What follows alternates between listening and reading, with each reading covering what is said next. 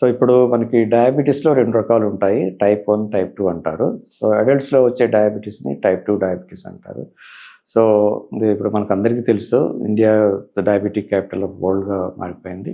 Various reasons ఉంటాయి. మన food habits కానీ, sedentary lifestyle, so industrialisation, urbanisation అన్నిటితోటి కూడా మనకి డయాబెటీస్ ఇన్సిడెన్స్ అనేది చాలా పెరిగిపోతుంది. సో ఈ డయాబెటీస్ అనేది అయితే కంట్రోల్ చేస్తే సమస్యలు తక్కువగా ఉంటాయి.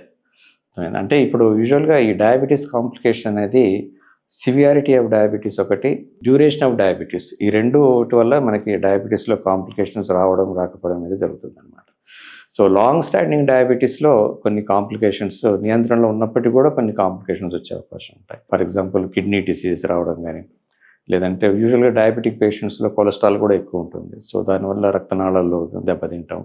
మనకి పెరిఫరల్ ఆర్టీరియల్ డిసీజ్ అంటారు, కాళ్ళకు సంబంధించిన రక్తనాళాలు కుచించుకుపోవడం, దాంట్లో మనకి ఎథెరోస్క్లెరోటిక్ ప్లాక్స్ ఏర్పడటము, ఈ కాళ్ళకు పుండ్లు పట్టడము, గ్యాంగ్రీన్ రావడము ఇలాంటివి.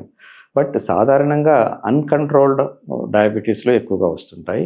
కంట్రోల్ ఉన్నప్పటికీ కూడా లాంగ్ స్టాండింగ్ డయాబెటీస్లో ఇలాంటి కాంప్లికేషన్స్ వస్తాయి. అంటే 20 ఏళ్ళు, 25 ఏళ్ళు చాలామందికి 20 ఏళ్ళు పైబడిన వాళ్ళకి ఈ కంటి నరాలు రెటీనా అంటారు, రెటినోపతి అంటారు, రెటీనా దెబ్బతింటాం, కాళ్ళకు సంబంధించిన రక్తనాళాలు కుచించుకుపోవడము, సో అట్లాగే బ్రెయిన్కి సంబంధించిన రక్తనాళాలు కుచించుకోవడము, స్ట్రోక్ రావడము, హార్ట్ అటాక్స్ రావడము, ఇవన్నీ కూడా లాంగ్ స్టాండింగ్ డయాబెటీస్లో ఉంటాయి అన్నమాట.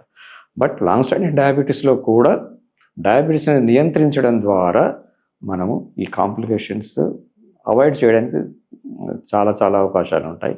అట్లాగే పోస్ట్ పోన్ చేయొచ్చు. మనం కాంప్లికేషన్ అనేది 5 ఏళ్లలో వచ్చేది 10 ఏళ్ల తర్వాత రావచ్చు. కాబట్టి మనం డయాబెటీస్ నియంత్రించడం కంపల్సరీ.